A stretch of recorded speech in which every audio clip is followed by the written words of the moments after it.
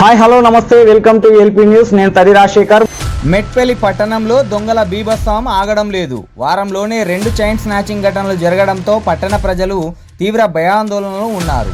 వివరాల్లోకి వెళితే తాజాగా మెట్పల్లి పట్టణంలోని 13వ వార్డు పరిధిలో కోట లక్ష్మి అనే మహిళ ఉదయం పూట ఇంట్లో పనులు చేసుకుంటుండగా గుర్తు తెలియని దుండగుడు అకస్మాత్తుగా ఆమెపై దాడి చేశాడు.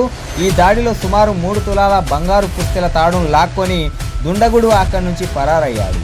ఇదే తరహాలో ఇదే వారం మరో ప్రాంతంలో కూడా చైన్ స్నాచింగ్ ఘటన జరగడంతో పట్టణం మొత్తం అప్రమత్తమైంది. వరుస ఘటనలతో మహిళలు ఉదయం సాయంత్రం వేళల్లో బయటకు రావాలంటే భయపడే పరిస్థితి నెలకొంది. బాధితుల ఫిర్యాదు మేరకు కేసులు నమోదు చేసిన మెట్పల్లి పోలీసులు సీసీ కెమెరా ఫుటేజ్ ఆధారంగా నిందితుడిని గుర్తించే పనిలో ఉన్నట్లు తెలిపారు. పట్టణంలో గస్తీ పెంచి దొంగలను త్వరలో పట్టుకోవాలని, ఇటువంటి ఘటనలు పునరావృతం కాకుండా తక్షణ చర్యలు తీసుకోవాలని స్థానికులు డిమాండ్ చేస్తున్నారు.